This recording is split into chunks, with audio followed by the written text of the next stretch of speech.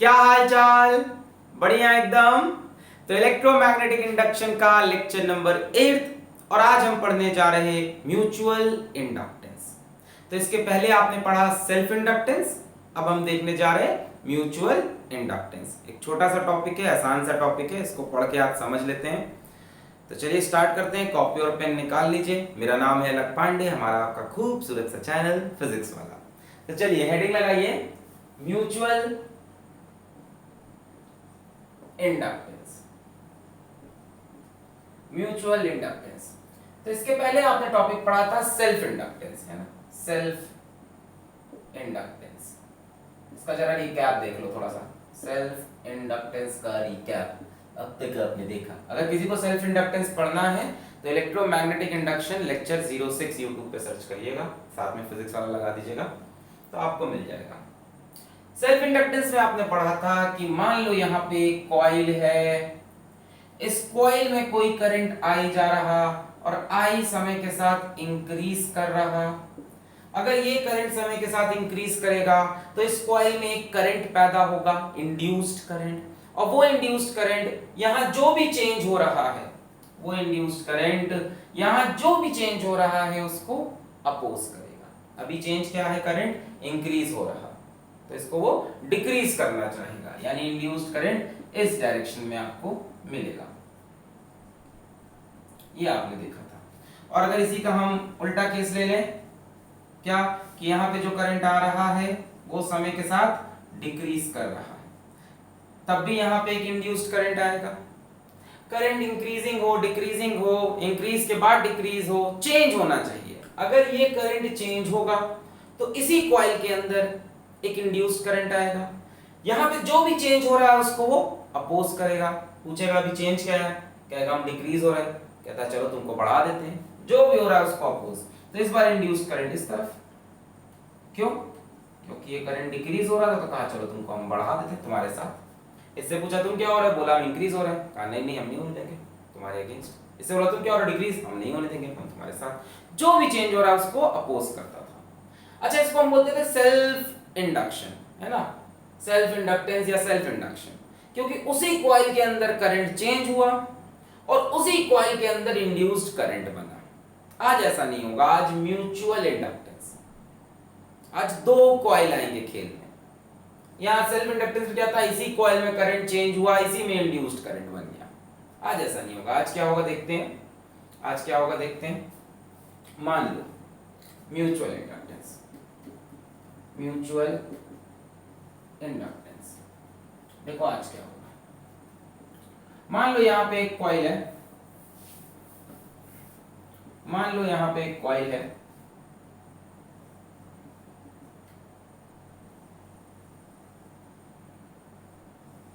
ठीक है?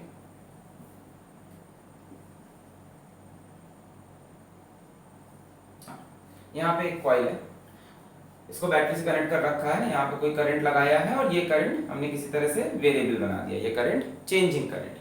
और इसके बगल में एक और कॉइल रखेंगे हम, ध्यान से देखें। इसके बगल में हमने एक और कॉइल रखा, यहाँ एक गैल्वेनोमीटर लगा दिया, ठीक है? एक गैल्वेनोमीटर लगा दिया, ठीक है? हमने क्या किया? हमने इस करंट को चेंज किया, इस करंट को हमने चेंज किया, चेंजिंग करंट ले लिया हमने। यहाँ पे एक वेरिएबल करंट ले लिया, ठीक है? वेरिएबल करंट लेंगे तो क्या हुआ? जब इसमें वेरिएबल करंट था, हमने देखा बगल वाले कॉइल में भी करंट पैदा हो गया जादू से। यहाँ कोई बैटरी नहीं है, कुछ नहीं है, बस इसके बगल में एक कॉइल रखा और उसका करंट वैरी कर दिया। वैरी करते ही बगल वाले कॉइल में एक इंड्यूस्ड करंट दिखाई पड़ने लगा। देखो इसमें क्या था? इसमें यहीं पे करंट था और इसी के अंदर इंड्यूस्ड करंट था। इस करंट को चेंज किया तो इंड्यूस्ड करंट। यहाँ दो अलग अलग कॉइल आते हैं। इस कॉइल को हम बोलते हैं प्राइमरी, जिसमें अपना मेन करंट हो, और जिसमें डिफ्लेक्शन दिखे उसको हम बोलते हैं सेकेंडरी, जिसमें इंड्यूस्ड करंट आएगा। यहां से यहां करंट इंड्यूस हो गया। ये करंट अगर आपने वेरिएबल लिया तो बगल वाले कॉइल में अपने आप एक करंट पैदा हो गया। कैसे होगा ऐसा? यहाँ पे एक स्विच लगा लो। अरे बड़ा आसान है समझाना। यहाँ पे एक स्विच लगा दिया, जैसे ही स्विच को क्लोज करोगे करंट ग्रो करेगा। जैसे स्विच क्लोज करोगे, अभी करंट 0 है, स्विच खुला है, सर्किट में कोई करंट नहीं, जैसे ही क्लोज करोगे करंट ग्रो करेगा तो इंक्रीज करेगा तो चेंज करेगा, इसमें करंट चेंज करेगा तो इसमें अपने आप करंट पैदा हो जाएगा। मस्त इसमें करंट चल रहा था, अचानक से स्विच को ओपन कर दो, स्विच को ओपन कर दोगे क्या होगा, करंट अचानक से जीरो होने लगेगा, करंट डिक्रीज करेगा, चेंज करेगा तो इसमें फिर से इंड्यूस्ड करंट। तो चेंज करने के तो बहुत तरीके हैं, यहाँ स्विच लगा दिया, कभी बंद किया कभी खोला, यहाँ पे करंट चेंज हुआ तो वहां इंड्यूस्ड करंट मिला। अब बात आती है ऐसा क्यों हुआ, इसको आप समझाइए। तो इसको आप बहुत इजीली फैराडेज लॉ से समझ सकते हो। फैराडेज लॉ तो पढ़ा ही होगा, चैप्टर खत्म पे आ गया है कि बच्चों यहाँ पे जो करंट है वो इन कॉइल्स में एक मैग्नेटिक फील्ड बनाएगा, बिल्कुल बनाएगा। ये करंट आएगा यहाँ पे और यहाँ इन कॉइल्स में एक मैग्नेटिक फील्ड बनाएगा, जो मैग्नेटिक फील्ड लाइंस कुछ ऐसी बनेंगी और वो मैग्नेटिक फील्ड लाइंस इस बगल वाले कॉइल से भी पास कर रही हैं। खास बात तो ये है कि वही magnetic field lines in coil से भी पास कर रही हैं। इस करंट I ने I in primary generates magnetic field and these field lines also passes through secondary, थोड़ी सी कहानी लिख देना, and these field lines also passes through secondary, भाई ये फील्ड लाइन सेकेंडरी के कॉइल से भी पास कर रही है। अब अगर आपने I को चेंजिंग कर दिया, if I changes तो क्या होगा भाई, ये मैग्नेटिक फील्ड लाइन चेंज होंगी। भाई ये करंट बढ़ाओगे तो इसके अंदर से मैग्नेटिक फील्ड लाइंस ज्यादा निकलने लगेंगी, ज्यादा निकलेंगी तो यहाँ भी मैग्नेटिक फील्ड लाइंस बढ़ेंगी, मैग्नेटिक फील्ड लाइंस बढ़ेंगी यानी क्या बढ़ा, फ्लक्स क्या होता था, नंबर ऑफ फील्ड लाइंस, और फ्लक्स बढ़ेगा तो क्या आ जाएगा, इंड्यूस्ड ईएमएफ, है ना भाई। फ्लक्स बढ़े या घटे तो क्या मिलता है, इंड्यूस्ड ईएमएफ। तो आई चेंज करोगे, है ना, if I changes what will happen, flux through secondary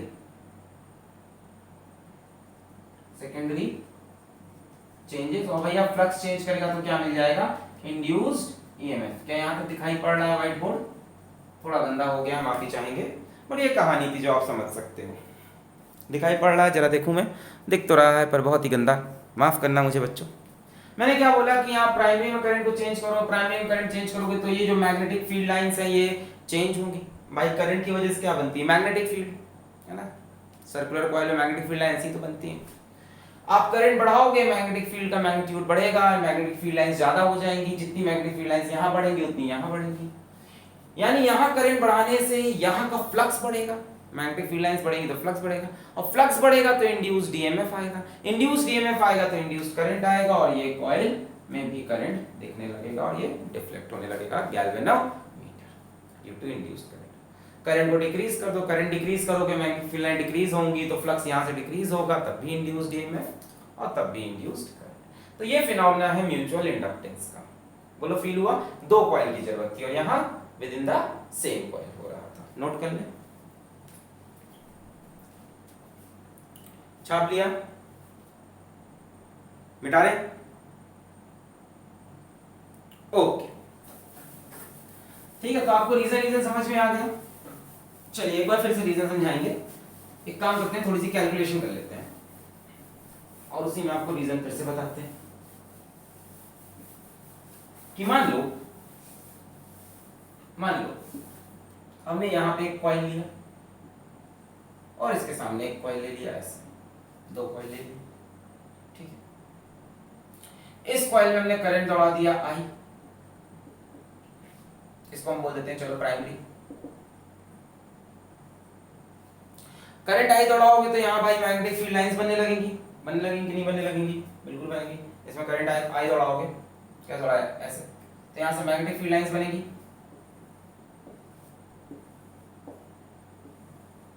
भाई जाहिर सी बात है, जो मैग्नेटिक फील्ड लाइंस में से पास कर रही हूँ पीछे से पास करते हुए ऐसे आ रही होंगी, बोलो सही है, ये कहानी बनेगी मैग्नेटिक फील्ड लाइंस। हाँ, अब अगर आप इस करंट को चेंज करोगे तो इसके अंदर से भी तो फील्ड लाइन चेंज होगी, भाई करंट चेंज करोगे मैग्नेटिक फील्ड चेंज होगी, और मैग्नेटिक फील्ड चेंज होगी, यहाँ पे मैग्नेटिक फील्ड लाइंस या तो पास हो जाएंगी या तो दूर हो जाएंगी। मैग्नेटिक फील्ड बढ़ेगी तो लाइंस पास पास होती हैं, घटेगी तो लाइंस दूर दूर हो जाएंगी। और जब इसमें लाइंस चेंज होगी यानी इसमें से फ्लक्स चेंज होगा, तो flux in secondary changes on changing current in primary. और भाई फ्लक्स चेंज होगा तो इंड्यूस्ड ईएमएफ, और इंड्यूस्ड ईएमएफ तो इंड्यूस्ड करंट आएगा। बोलो बात समझ में आ गई? पूरी बात समझ में? अच्छा अभी क्लियर हो रहा है फिनोमेना? अच्छा अब एक चीज समझो, जितना ज्यादा हम यहाँ करंट रखेंगे, मोर इज, ऐसे लिख लेते हैं, greater is I in primary. चलो प्राइमरी को हम दे देते हैं कॉइल नंबर 1, सेकेंडरी को coil number 2। So more is I1 in primary, this implies more will B magnetic field. एकदम सही बात है, जितनी ज्यादा मैग्नेटिक फील्ड होंगी उतनी ज्यादा फील्ड लाइंस होंगी। More will be field lines, more will be field lines passing through two. Current यहां जितना ज्यादा करोगे 2 में से फील्ड लाइन उतनी ज्यादा हो जाएगी। इसका मतलब more will be flux through two. यानी इन शॉर्ट आप ये बोल रहे हो कि magnetic flux in second coil is directly proportional to current in first coil. यही बात तो आप कह रहे हो, सोचो आराम से। फर्स्ट में जितना, पहले तो फिनोमेना समझ लिए, फिनोमेना पूरा हमने समझा दिया। पहले फिनोमेना को अलग रखो, ये कहानी अलग रखो भाई। फिनोमेना ये है कि इसमें करंट चेंज करेंगे तो मैग्नेटिक फील्ड लाइंस चेंज होगी, वही मैग्नेटिक फील्ड लाइन इससे भी लिंक्ड है तो इसकी भी चेंज होगी, मैग्नेटिक फील्ड लाइन चेंज होगी तो फ्लक्स चेंज होगा, फ्लक्स चेंज होगा तो करंट बनेगा। अब आते हैं हम यहाँ पे कैलकुलेशन पे। हमने कहा कि अगर यहाँ पे हम करंट प्राइमरी में बढ़ाएं, करंट बढ़ाएंगे तो मैग्नेटिक फील्ड बढ़ेगी, मैग्नेटिक फील्ड बढ़ेगी तो मैग्नेटिक फील्ड लाइंस बढ़ेगी, मैग्नेटिक फील्ड लाइंस बढ़ेगी यानी इसमें से फ्लक्स बढ़ेगा। यानी flux in secondary is directly proportional to, somehow directly proportional to current in primary. इसमें करंट बढ़ाते जाओ तो यहां से फ्लक्स बढ़ता जाएगा। ऐसे बोल सकते हैं total flux in secondary is directly proportional to current in primary. अब इस प्रोपोर्शनैलिटी को हमने हटाया, phi2 total is equals to MI1, और इसी M को हम बोलते हैं coefficient of mutual inductance. M को बोलते हैं coefficient of mutual inductance, coefficient of mutual inductance. M की यूनिट चाहो तो यहां से निकाल सकते हो। M की यूनिट क्या होगी? ऊपर फ्लक्स नीचे करंट। फ्लक्स की यूनिट होती है वेबर, करंट की एम्पियर, तो वेबर पर एम्पियर। यही शायद L की भी यूनिट थी, कोफिशिएंट ऑफ सेल्फ इंडक्टेंस की। वेबर पर एम्पियर को आप और क्या बोलते हो? वेबर पर एम्पियर को आप हेनरी बोलते हो। सिंबल क्या होता है? Capital H। तो जो सेल्फ इंडक्टेंस की यूनिट थी वही म्यूचुअल इंडक्टेंस की यूनिट है, वेबर पर एम्पियर या हेनरी। कहानी समझ में आई? इसमें करंट जितना ज्यादा उतनी ज्यादा फील्ड लाइंस, उतनी ज्यादा फील्ड लाइंस इसमें भी, यानी उतना ज्यादा फ्लक्स इसमें भी। तो एकदम सिंपल हमने बोला flux in secondary, total flux in secondary is directly proportional to current in primary. Exact formula हमें नहीं पता, कुछ प्रोपोर्शनल है ना। यहाँ से मैग्नेटिक फील्ड निकालो, B डॉट A करो, ये सब नहीं किया हमने, फ्लक्स निकाला नहीं, लगा प्रोपोर्शनल तो हो गए। फिर हमने कहा कैसे प्रोपोर्शनल है? हमने इक्वल टू लगा के कांस्टेंट लिया है जिसको हमने बोला कोफिशिएंट ऑफ म्यूचुअल इंडक्टेंस, और ये फॉर्मूला। अब ध्यान दो, ये जो M आप लेके आए हो, ये M डिपेंड्स ओनली ऑन, बताओ किस पे डिपेंड कर रहा है? करंट पे और फ्लक्स पे? नहीं, इन दोनों पे डिपेंड नहीं करता, इन दोनों पे डिपेंड नहीं करता। अरे ये दोनों तो डायरेक्टली प्रोपोर्शनल है। करंट बढ़ाने पे फ्लक्स बढ़ जाएगा, यहाँ करंट बढ़ाओगे यहाँ फ्लक्स बढ़ जाएगा। ये तो कांस्टेंट एक लेके आए हो ना आप, इक्वल टू लगा के कांस्टेंट लाते हो ना, इन दोनों पे डिपेंड नहीं करता। M depends only on construction, ऐसे लिख लो, only on geometry of coils their separation and orientation, कि ये दो कॉइल की ज्योमेट्री क्या है, रेडियस क्या है वगैरह वगैरह, साइज क्या है, शेप क्या है, सेपरेशन क्या है, कितने दूर रखें, ओरिएंटेशन क्या है, जैसे यहाँ पे पैरेलल रखें, क्या पता किसी एंगल पे इंक्लाइंड होते हैं, ऐसे होता है ऐसे होता वगैरह वगैरह, इन सब पे डिपेंड करता है। फ्लक्स और करंट पे एम डिपेंड नहीं करता। This is the basic definition of M. अभी एम को फिर डिफाइन करेंगे फैराडेज लॉ से, यहाँ तक पकड़ो पहले। कुछ म्यूचुअल इंडक्टेंस आपको फील हो रहा है कि म्यूचुअल इंडक्टेंस में एक कॉइल से काम नहीं चलेगा, दो कॉइल होंगे। पहले कॉइल में जब करंट वेरी करेगा प्राइमरी कॉइल में, तो उसकी वजह से मैग्नेटिक फ्लक्स सेकंड का वेरी करेगा। अब देखो अगर I1 को चेंज करोगे तो ये चेंज होगा क्या, यही बता रहे। और यहां फ्लक्स चेंज हुआ तो यहां इंड्यूस्ड करंट। चाप ले फिर आगे बढ़े। हो गया। एम फ्लक्स और करंट पे डिपेंड नहीं। अरे यार रेजिस्टेंस का फॉर्मूला क्या होता है, रेजिस्टेंस का फॉर्मूला होता है डेल्टा V बाई आई। क्या रेजिस्टेंस करंट पे डिपेंड करता है, पोटेंशियल डिफरेंस पे नहीं यार। रेजिस्टेंस की बात करो तो रेजिस्टेंस किस पे डिपेंड करता है, रो L by A, length of conductor, area of conductor, है ना। रो क्या होता है, रेजिस्टिविटी ऑफ कंडक्टर, मतलब कंडक्टर की प्रॉपर्टी पे डिपेंड करता है, करंट और पोटेंशियल डिफरेंस पे नहीं, जबकि फॉर्मूले में ऐसा दिख रहा है। तो वही बात यहाँ पे भी है, फॉर्मूले में लग रहा है इन पे डिपेंड करेगा, पर इन पे डिपेंड नहीं करता। Depends upon geometry of coils, their separation and orientation. Medium पे भी डिपेंड करता है, किस मीडियम में कहानी चल रही है। चलिए आगे बढ़े। ओके, तो यहां तक बात आपको समझ में आ गई। रेजिस्टेंस हटा दें यहां से। ओके, अब देखो एम को डिफाइन करने का एक तरीका और है। मैं पूछूं सेकेंडरी में इंड्यूस्ड ईएमएफ कितना होगा, इंड्यूस्ड ईएमएफ इन सेकंड, बनेगा कि नहीं बनेगा, बिल्कुल बनेगा। फैराडेज लॉ लगाओ। E2 is equals to minus d flux in second upon dt, यही होता है ना Faraday's law. E is equals to minus d phi by dt, rate of change in flux is equals to induced EMF. और यहाँ पे आप flux total ले लो। Total क्यों बोल रहे हैं, क्या पता यहाँ पे एक कॉइल हो, क्या पता यहाँ पे n कॉइल्स हो, तो सबके फ्लक्स को जोड़ना है, जितना भी total flux. So E2 is equals to minus d, flux total कितना है सेकंड में, फ्लक्स कितना है m, तो mi1 अपॉन dt। जरा वेरिएबल्स का ध्यान देना, एक मिनट। ईएमएफ किस में इंड्यूस्ड है, सेकेंडरी में, तो फ्लक्स किसका देखोगे, सेकेंड में। इस कॉइल की बात हो रही है, तो इस कॉइल के लिए E is equals to minus d phi by dt। तो ईएमएफ इसी में इंड्यूस्ड हुआ, तो फ्लक्स भी इसी का देखना होगा। और इसके फ्लक्स की वैल्यू क्या है, mi1। इसका फ्लक्स किस पे डिपेंड कर रहा है, इसके करंट पे। क्लियर है, वेरिएबल्स का ध्यान देना। अच्छा, m हमने बोला क्या है कि ज्योमेट्री ऑफ कॉइल, सेपरेशन वगैरह पर डिपेंड करता है। तो मेरे ख्याल से इस प्रोसेस के दौरान ना ही इसका सेपरेशन चेंज होगा, ना ही ज्योमेट्री चेंज होगी, ना ही ओरिएंटेशन, यानी m एक कांस्टेंट होगा। तो m को बाहर निकाल सकते हैं हम, और m को बाहर निकालते ही हमें क्या मिलेगा, E2 is equals to minus m di1 by dt। बड़ा इंटरेस्टिंग फॉर्मूला दिख रहा है कि EMF in secondary is due to change in current in primary. Induced EMF in secondary is due to change in current in primary। यहां का current change होने से I1, इसमें करंट चेंज होने से इसमें EMF इंड्यूस्ड हुआ, म्यूचुअल इंडक्टेंस। अब फील आ रहा है, अब फील आ रहा है। क्या फॉर्मूला आया, क्या फॉर्मूला आया, क्या फॉर्मूला आया है, E2 is equals to minus m di1 by dt।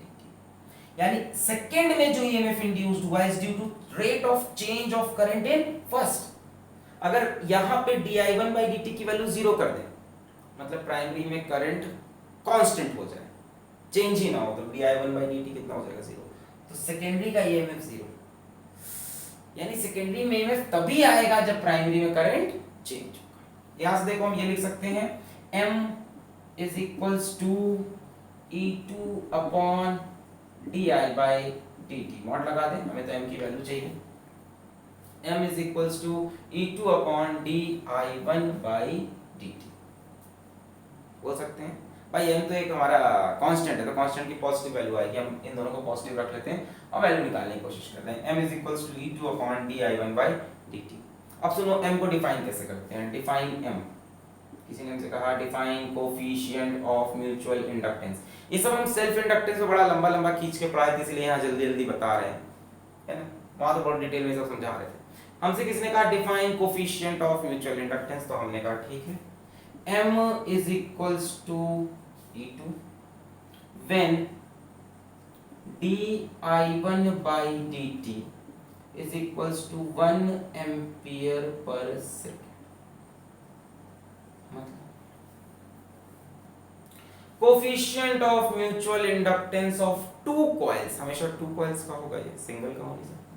Coefficient of mutual inductance of two coils is equals to the induced EMF in secondary when the rate of change of current in primary is 1 ampere per second। नहीं आया?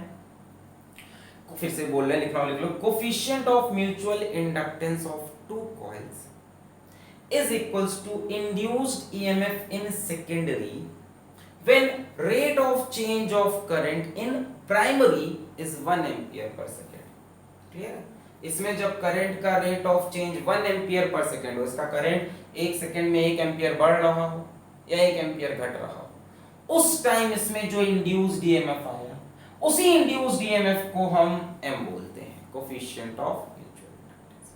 जब इसमें 1 second में current 1 ampere बढ़ रहा हो या 1 ampere घट रहा हो, उस टाइम इसमें जो इंड्यूस्ड ईएमएफ आया, उस इंड्यूस्ड ईएमएफ को हम बोलते हैं कोफिशिएंट ऑफ म्यूचुअल इंडक्टेंस। तो ये आपके पास एक फॉर्मूला हो गया और एक फॉर्मूला ये हो गया। सेल्फ इंडक्टेंस में यहाँ L आ रहा था, यहाँ M आ गया, और यहाँ दो कॉइल है तो सेकेंडरी में EMF इंड्यूस्ड हुआ due to change in current in primary. इनको अच्छे समझ लो फिर से एक बार। सेकेंडरी में फ्लक्स उतना ज्यादा, प्राइमरी में करंट जितना ज्यादा, तो एक फॉर्मूला ये बन गया, flux in secondary is directly proportional to current in primary। Proportionality हटा के कांस्टेंट लगाया n। और दूसरा क्या कि सेकेंडरी में ईएमएफ इंड्यूस ही क्यों हो रहा, सेकेंडरी के करंट की वजह से, प्राइमरी में करंट के चेंज होने की वजह से। यहां ईएमएफ जो इंड्यूस्ड हो रहा E2 is equals to minus m di1 by dt। Current किस में चेंज हो रहा, प्राइमरी में। नोट कर लें, नोट कर लें, पॉज करके इसको नोट कर लें, फिर आगे बढ़े हम। इसके बाद हम m की कैलकुलेशन करेंगे फॉर सम सिस्टम्स। छाप लिया, मिटा रहे, ओके। चलिए एक दो क्वेश्चन करते हैं जिसमें हम m की कैलकुलेशन सीखेंगे। क्वेश्चन एनसीईआरटी का भी सवाल है, ये हम भी करा दे रहे हैं, इंपॉर्टेंट है question. Find coefficient of mutual inductance, find coefficient of mutual inductance for a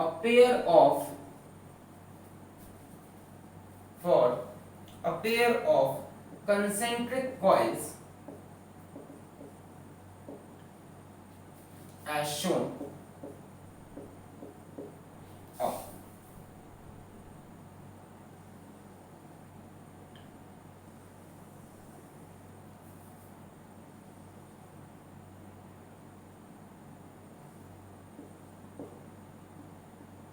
ये दो कॉइल है, बाहर वाले का रेडियस r1 है, अंदर वाले का रेडियस r2 है, where r1 is much greater than r2। ये assumption आप मान के इसको सॉल्व करोगे, where r1 is much greater than r2। चलो ट्राई करो,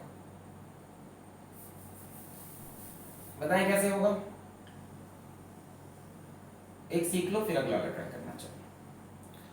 सो इसका रेडियस कितना है, r1 है, और इसका रेडियस r2। एक काम करते हैं, बाहर वाले को प्राइमरी मान लेते हैं, अंदर वाले को सेकेंडरी। अच्छा क्या इससे फर्क पड़ेगा किसको प्राइमरी किसको secondary?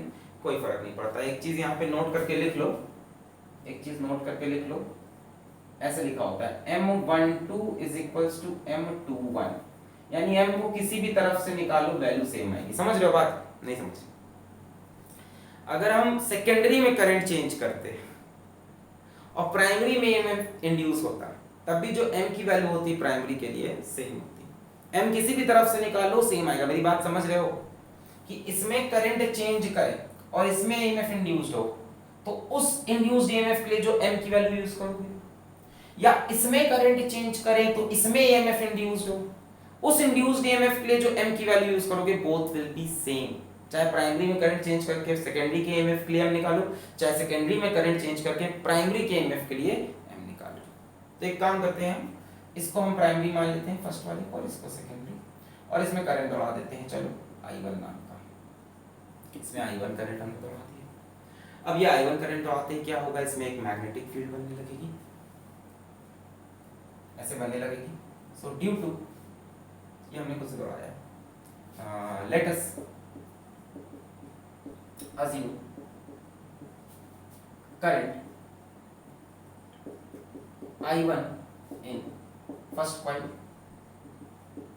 due to I1 magnetic field is generated। I1 की वजह से क्या हुई, मैग्नेटिक फील्ड बन गई। अच्छा, magnetic field at the centre of circular coil आपको निकालना आता है।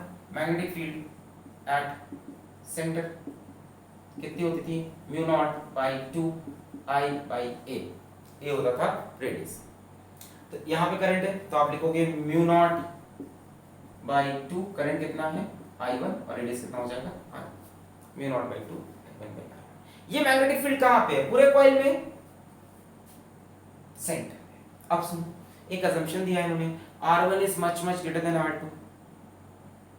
इसका मतलब R2 ये बहुत छोटा है, यानी ये जो मैग्नेटिक फील्ड आपने सेंटर में निकाली, करीब करीब इस पूरे कॉइल के लिए आप यूज कर सकते हो। समझो बात समझो कि ये बहुत बड़ा है और ये बहुत छोटा है, यानी ये जो मैग्नेटिक फील्ड आपने सेंटर के लिए निकाली है, ये आप इस पूरे कॉइल के लिए अज्यूम कर सकते हो कि सही है ना। ये कॉइल बड़े वाले कॉइल के सेंटर पे ही रखा है, इसीलिए तो बोला R1 is much much greater than R2। यानी ये मैग्नेटिक फील्ड जो आप निकाल रहे हो फर्स्ट की, ये इस पूरे कॉइल के लिए सेम होगी, है ना। So magnetic field through 2 is equals to mu naught by 2 I1 by R1। अब यहाँ से फ्लक्स थ्रू 2 निकाल सकते हैं हम, फ्लक्स थ्रू 2 लिख दें, फ्लक्स थ्रू 2 क्या बोलोगे इसको, phi 2, फ्लक्स की वैल्यू B डॉट A। तो यार इसका एरिया वेक्टर परपेंडिकुलर बाहर, मैग्नेटिक फील्ड बाहर, बीच में एंगल 0, तो BA cos 0 1 हो गया। इतनी चीज आपको समझ में आ रही है, सब बहुत बेसिक बातें हैं। या इसका एरिया वेक्टर कैसा होगा, परपेंडिकुलर बाहर, मैग्नेटिक फील्ड भी बाहर, बीच में एंगल 0, तो BA cos 0, तो BA ले लें, B कितना है mu naught by 2 I1 by R1। और एरिया किसका लोगे, बड़े वाले का कि छोटे वाले का, किसमें से फ्लक्स देख रहे हो, सेकेंडरी में से। तो सेकेंडरी में से कितना फ्लक्स बाहर निकलेगा, magnetic field into area of secondary. इसका एरिया कितना हो जाएगा, पाई R2। सो इतना फ्लक्स आपको मिला सेकेंडरी से। कितना मिला, total flux through secondary is equals to mu not by 2 R1, ऊपर क्या बचा, पाई R2 का स्क्वायर इनटू I, ये बचा, ये हो रहा है। अब सुन, आपने अभी पढ़ा है flux through secondary is proportional to current in primary. भाई इसका जो फ्लक्स होता है वो इस पे डिपेंड करेगा, इसके करंट पे, जितना ज्यादा करंट उतना ज्यादा फ्लक्स। और हमने बोला था is equals to M I1, ये फॉर्मूला पढ़ा था। जरा इसको कंपेयर करो, M की वैल्यू दिख जाएगी, इसको और इसको कंपेयर करो, आपको M की वैल्यू साफ साफ दिख रही होगी, M की वैल्यू ये रही। So comparing this and this, you get M is equals to mu naught by 2 R1 pi R2 का square, mu naught by 2 R1 pi R2 का स्क्वायर। ध्यान देखो M किस पे डिपेंड किया, mu naught मतलब मीडियम वगैरह पे डिपेंड किया, पाई तो कांस्टेंट, R2 मतलब इसके रेडियस पे, R1 यानी इसके radius, geometry of two coils पे डिपेंड। नोट क्लियर है? सेम कहानी होती है अगर हम करंट प्राइमरी में लेते, पर वो कैलकुलेशन यहाँ पे करना बड़ा डिफिकल्ट था।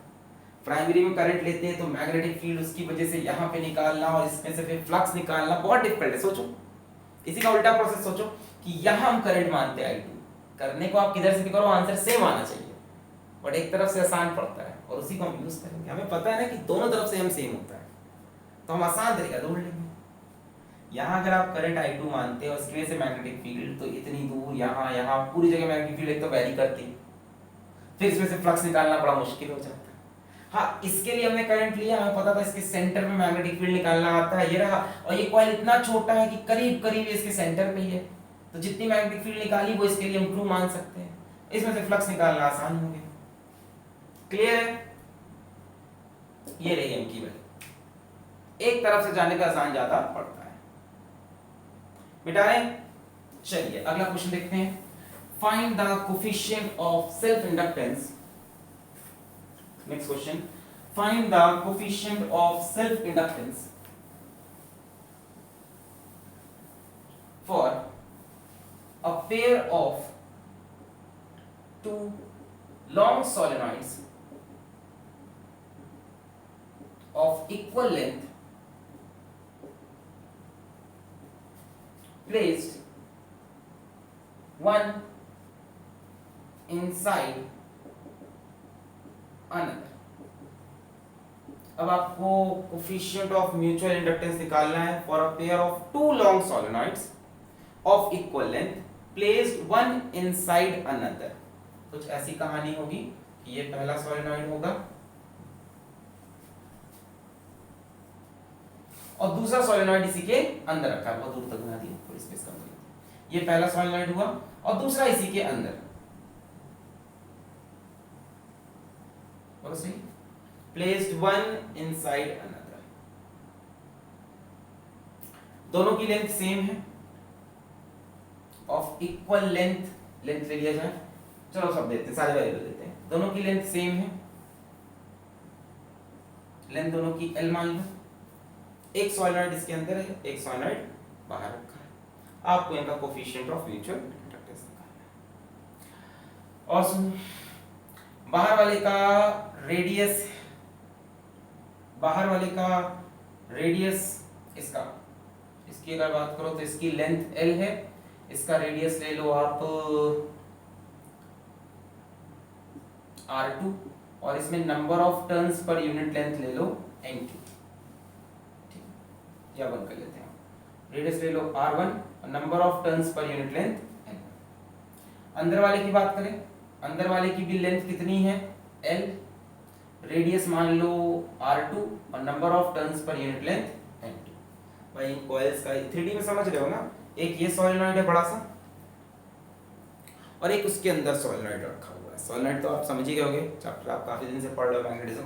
एक बड़ा सा सोलेनॉइड है और एक उसके अंदर छोटा सा सोलेनॉइड रखा हुआ है ना, साइज में छोटा, लेंथ में बराबर है, रेडियस में छोटा। इसका रेडियस R2, इसका radius R1। Number of turns per unit length N1, number of turns per unit length N2। अब क्या काम करें, अब मान लेते हैं कि इसमें करंट I1 है, अज्यूम किया, ये सारे वेरिएबल दिए हुए थे गिवन। अब कहानी स्टार्ट हो रही है, ठीक है। Assume current I1 in first, इसमें करंट I1 अज्यूम कर लो। जैसे ही इसमें करंट फ्लो करेगा तो सोलेनॉइड के अंदर क्या बनती है, magnetic field, magnetic field, magnetic field inside solenoid कितनी होती है, म्यू नॉट एन आई, यही होती है मैग्नेटिक फील्ड इनसाइड सोलेनॉइड का फॉर्मूला याद है, म्यू नॉट एन आई। किस सोलेनॉइड के लिए ले रहे हो, बाहर वाले के लिए, तो नंबर ऑफ टर्न्स उसी का रख दो N1, करंट भी उसी का I1। नहीं समझे, एक बड़ा सा सोलेनॉइड है ये वाला, इसमें number of turns per unit length N1 है और इसमें करंट I1 है, तो इस सोलेनॉइड के लिए कितनी मैग्नेटिक फील्ड क्रिएट होगी, म्यू नॉट N1 I1। और आपको पता होगा सोलेनॉइड की जो मैग्नेटिक फील्ड होती है वो उसके एक्सिस से पास करती है और यूनिफॉर्म होती है, ऐसे याद है। एक्सिस से पास करती है और यूनिफॉर्म होती है। तो यही मैग्नेटिक फील्ड लाइन यहां से भी पास कर रही है, इसके लिए मैग्नेटिक फील्ड लाइंस की वैल्यू सेम है। So magnetic field inside 2 is equals to mu not n1 I1, same magnetic field होगी। सॉलिनॉइड के लिए आपने पढ़ा मैग्नेटिक फील्ड यूनिफॉर्म होती है, एक्सिस के पैरेलल होती है, एकदम सही बनी। तो मैग्नेटिक फील्ड इनसाइड 2 भी सेम यही रही। फ्लक्स थ्रू 2 में से कितना फ्लक्स पास करेगा?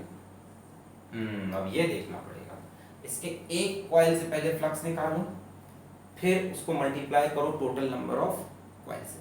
Flux through each coil of 2 is equals to B dot A, है कि नहीं? पहले एक से निकालो, अरे यही मैग्नेटिक फील्ड लाइन जो है, पहले एक से फ्लक्स निकालो फिर उसको मल्टीप्लाई करो।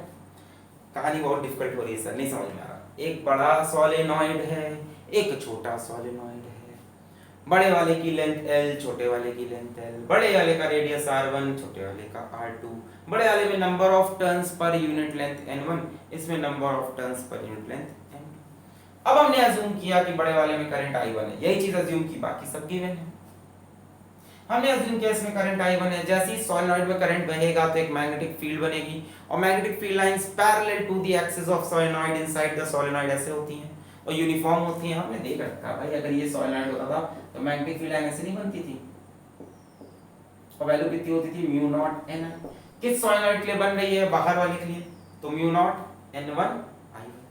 अब यही मैग्नेटिक फील्ड लाइंस अंदर वाले से भी पास कर रही हैं, इनसाइड 2 भी सेम है।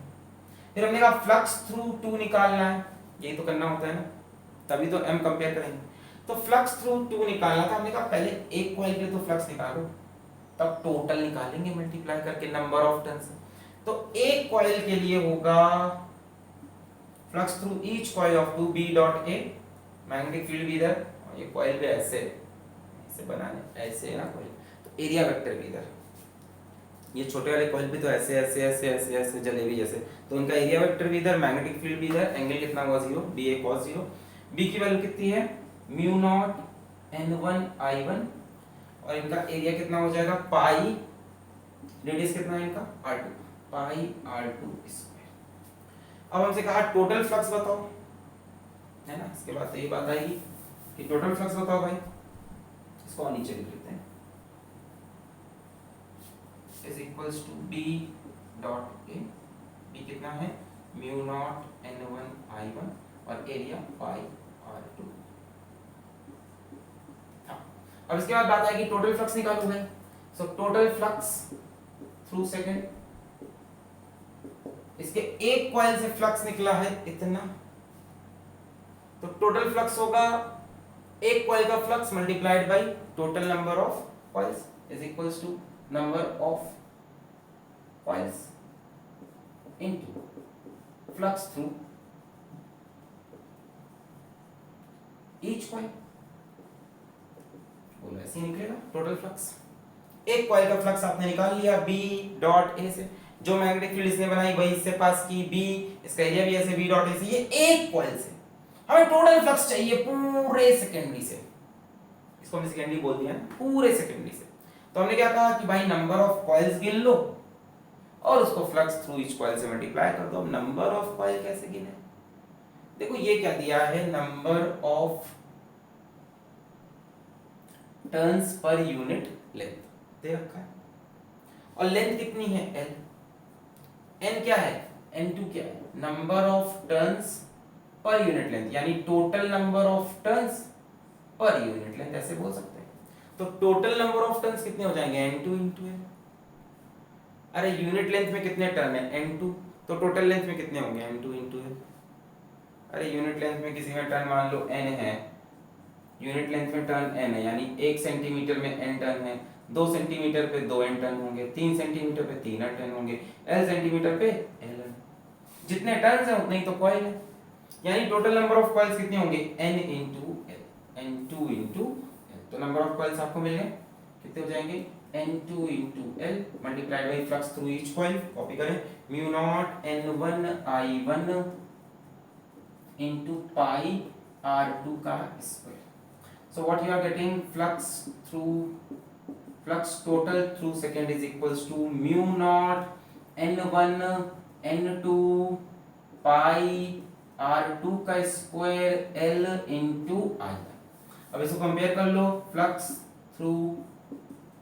फ्लक्स टोटल थ्रू सेकेंड कितना होता है, हमने देखा है कितना होता है m इंटू i1 के बराबर। सेकेंड का जो फ्लक्स होता है वो i1 के प्रोपोर्शनल होता है, इज इक्वल्स टू लगा के m i1 लाया था, इसको और इसको कंपेयर कर लो, इसको और इसको कंपेयर कर लो, m की वैल्यू दिख रही है। So m is equals to mu not n1 n2 pi r2 square into. इसमें भी वही बात है, अगर इसके लिए हम सोचते और कहानी समझते तो बड़ा टफ होता, अगर इसको प्राइमरी मान लेते तो सर इसमें करंट दौड़ा लेते तो ये दिमाग लगाना पड़ेगा किसको प्राइमरी माने। इसमें करंट दौड़ाते तो magnetic field lines outside the solenoid क्या मानते हैं हम, जीरो, तब मुश्किल हो जाता खेल खेलना, शायद हो जाता ना। इसमें करंट मानते तो इसके सेंटर से ही तो मैग्नेटिक फील्ड लाइन निकलती, तो इसके सेंटर से भी निकल जाती, तो चलो फ्लक्स भी आप निकाल ही लेते, कर सकते है ना। तो थोड़ा सा दिमाग लगाना कि किस वाले से आसान पड़ेगा प्राइमरी। इसे प्राइमरी मारा, करंट दौड़ाया, करंट दौड़ाते ही मैग्नेटिक फील्ड मिल गई, यही मैग्नेटिक फील्ड लाइन इससे पास कर रही, इसके थ्रू फ्लक्स निकाल लिया, इसके थ्रू फ्लक्स हमने पहले एक कॉइल का निकाला, फिर n coils, total number of turns देख लिए, number of turns per unit length multiplied by length into flux through each coil. फिर हमने कहा टोटल फ्लक्स क्या होता है, total flux in secondary is equals to m times of current in primary, फिर m की। So that's it from mutual inductance. पढ़ाई करते रहिए, ऑल द वेरी बेस्ट।